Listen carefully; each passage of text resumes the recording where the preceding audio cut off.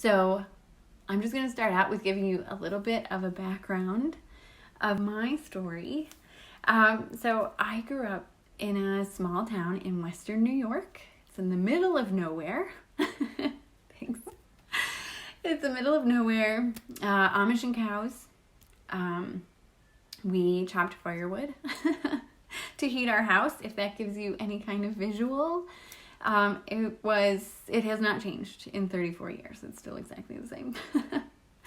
It was a great place to grow up, but it definitely did feel like you were kind of isolated from the rest of the world. You're just kind of like in your bubble, and everything was far away.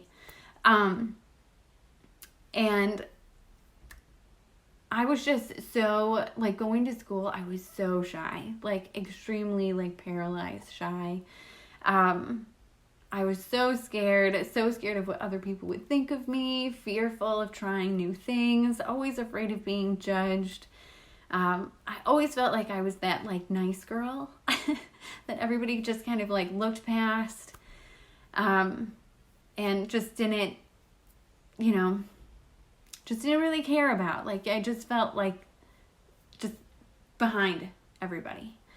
So it was, there's a lot that I regret from that time, because I wish I would have had a little bit more, I would have done a little bit more stuff. I have really nothing to show for that time. But, to get past that, I got married young. I was 19 years old when I got married. To my first boyfriend ever.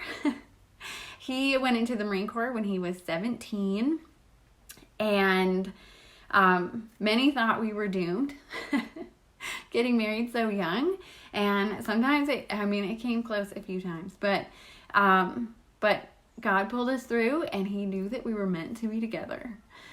We were both very lost in the beginning, and we both grew up in Christian homes. We met at Bible camp, and we heard all the stories about faith and God, but we truly never believed that for ourselves that God had a plan for us, and we just ended up relying on ourselves, and it was relying on ourselves to like guide us. So 8 years after we got married, we had our first child, and my husband was just finishing up flight school in Florida, and then we moved to California, and a year later we had our second child, and not too long after that, it was going to be his first deployment that we'd been in. And of course, the first time he's gone for that long period of time, I have 2 kids, 1 and 3, and so it was scary. I was a little nervous. I'd never been alone that long before, ever. Getting married that young, I went straight from living with my parents to living with my husband. So I really had never had that chance to grow up, I guess, or like get to know myself enough. So having my family being hundreds of miles away, I was feeling really lost and just felt myself slipping more and more, being nervous. I believe that God opens doors, though, when we most need it. And even though they may seem subtle at the time, when you look back, you can see how all those doors connect. And this was my turning point, that deployment. I had volunteered to be a children's leader at a Bible study, and I'm not sure if you guys have heard of it before. I'm still in it. I absolutely love it. Still a children's leader this year too. But Bible Study Fellowship, it is amazing. I had never been a part of it before, but it's such a deep dive into scripture, and being a children's leader, you're part of the leaders' meetings, and just being around those women with such strong faith, and all of them praying together, and I was just so in awe of how open they were about discussing and talking about what they got out of the lesson. And I would sit there and I would want to talk. I would want to say something, but I was just too shy and too scared to do it. I mean, my heart would just be pounding out of my chest. My cheeks would be like extremely red, like I could feel it. whenever like I would just say like a one sentence thing and like I'd put my head down and not look at anybody. But I was starting to notice how I didn't like that about me. I didn't like that I was that way and that my confidence was that low. And I was starting to feel that feeling of wanting to change. I was seeing it in other people of what I wanted. So around the same time, I was, as a solo parent, looking for any way to get energy and to get through the day. I needed to replenish all that nutrition that I was losing, just depriving myself, just getting through.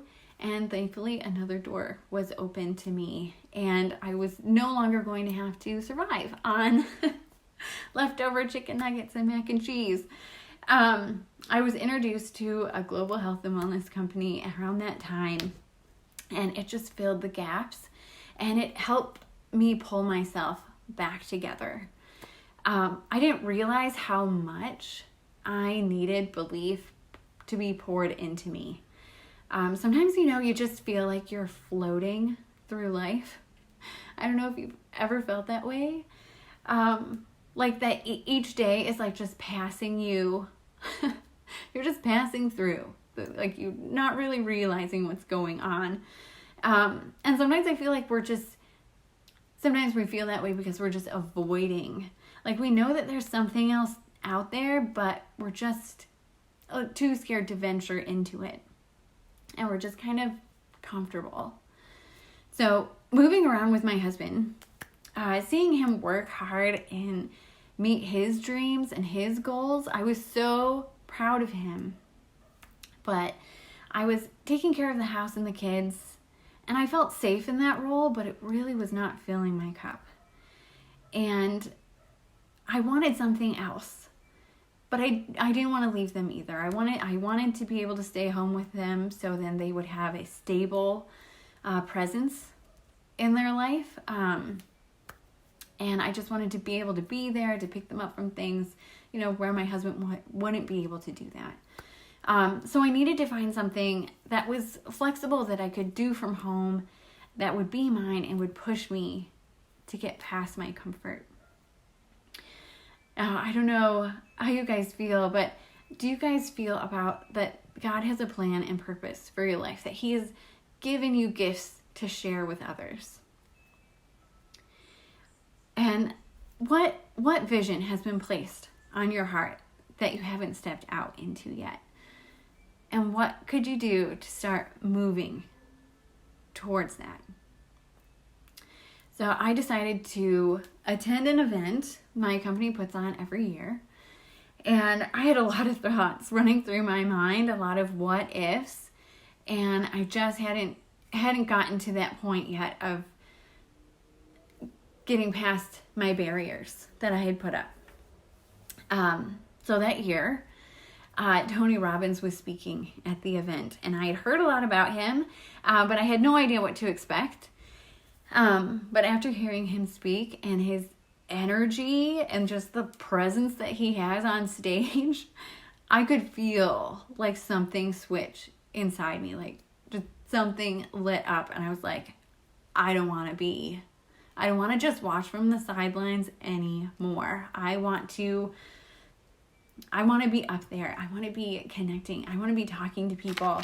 I want to be able to do that and not be afraid. Just being able to share that like energy and that strength that I had found being part of that community. If you guys have ever been a part of one of those events, just like a motivational event or anything like that, I mean, you get on such a high. After that, just like, wow. And like, there's certain ones that just hit you. And you're like, yes, like I am meant for more. Like I can feel the desire welling up in me that I'm meant for more. Now, giving yourself permission to grow and to change is a big step. And I'm so thankful that I was willing to give myself that day. But one thing to keep in mind when you do that is the people around you may not be ready for that change. And they may not understand you going through that and wanting to make that decision. So I started to change and mold myself into where I wanted to be while my husband was gone. So when he came back, he found someone different with a different vision and a different just outlook and aspirations, and he didn't quite understand that.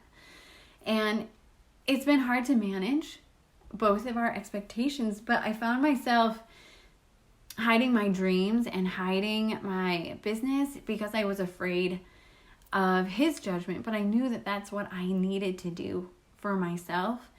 I needed to be true to myself, and I needed to stop being so reserved and stop undervaluing myself. And he came around. But sometimes you're going to have to see past what other people see. They're not going to know what your vision is unless you understand it and know what you want for yourself and how you want to grow. And growing into your potential takes time. I know that I would absolutely love to be able to snap my fingers and just be that person and be filled with confidence and that success that I wish for, like, immediately. But it takes time, and it takes patience and putting forth that work and that effort to get you past those barriers. We are humans and we're always going to have those doubts and those fears. But as you keep going, you're just going to keep on squashing them as you go, and it's going to get easier and easier to keep getting you to that point. So many people that I have talked to who have known me from my past are just like, you are not the same person. Like, they can see the change in me. And I absolutely love that, because that's what I wanted. That's what I wanted. I knew that there was something more for me, and that I wanted to speak more and have a voice and share what I have, because I know I have something. So I love to equate it to running. One of the things when I started with Isagenix was that I had a few bucket list things that I would always wanted to do. I always wanted to run a half marathon, and I never believed in myself that I could do it. I was a runner a little bit before, but I just didn't feel like I didn't believe in myself that I could do it. I didn't feel like my body could do it. It wasn't strong enough. And so running is a big deal to me. It definitely has opened up some things for me as well. Just having that time, and it's hard. Running is really hard. But training for something and getting there.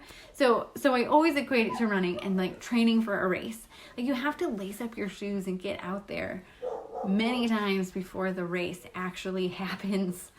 And you get stronger along the way, and then something happens. You get shin splints, you get something that is a pain. But then you put on those, you put on the tape, the KT tape, you wrap it up, and then you keep going. You keep going, and then the day of the race comes, and you get past the finish line, you get the medal around your neck, and all that training, all that pain, totally worth it. It was totally worth it. And racer's amnesia sets in, and you sign up for another one. Hi, Laura. And I just know, like, there's going to be painful points that are going to come up when you decide to grow. There are going to be things that come up along the way. There's going to be a lot of ups and downs. Our emotions, especially as women, sometimes they get the better of us. But if you know where you want to go and where you want to see yourself, you're going to be able to get past that. And having a community around you is going to help as well. It is so key to have those people who can speak into your life and to see what you may not be able to see because you're so close to it.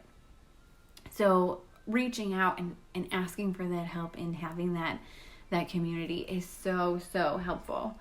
So I have a confession to make. I pray all the way to networking events, all the way, because I am so nervous and anxious about anticipating meeting new people and coming up with conversations and just, yeah, it makes me so nervous. So I prayed the whole time on the way there. I need that extra reassurance that I'm not alone when I'm walking into a new crowd. But I have met some wonderful new friends through those events that I would have never been able to do, never have met if I didn't step out and done it. And every time I come away feeling accomplished and I have a sense of what I need to work on as well. I went to one event where we were all standing in a circle and they asked us about our elevator pitch, and I was the last one to talk, and oh my goodness, my knees were shaking. I almost felt like I was going to buckle. I was like, okay, this is something I need to work on. So getting out and doing those things, I mean, they will help you along the way. And it has taken me 4 years to get where I am now. And I know that I still have things that I'm working on. And I am constantly having to be intentional about pushing myself, about being in prayer, attending events, and being in action, being in motion, and meeting new people all the time. If you guys have not, if you're looking for a way to get to meet new people, there are some amazing new apps out there, and I can share them in the page as well. But Peanut is a way to meet other moms, or Bumble is another app where you can find friends if you're not particularly looking for mom friends. But that has been one way where like you just reach out to people and you get to meet up with them for like play dates. And so they're brand new to you. You've met them a little bit just like messaging, but that has been another way where I've been able to meet people one-on-one and get to talk to people that way and get to know them. And that has helped me a lot with just even being able to talk to strangers. That would have terrified me 4 years ago. So, just always being in action and always being intentional about that networking. And you never know who you're going to meet. I mean, there's so many amazing people out there to meet. I talk to people all the time who are just like, how do I meet new people? And if you want to meet people and you want to make new friends, you got to be the one to do it. People are not going to find you. You got to be the one to do it.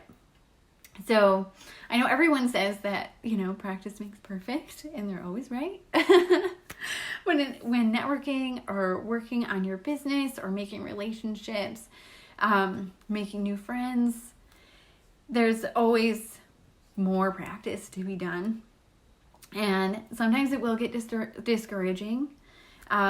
Comparison, when you are finding yourself and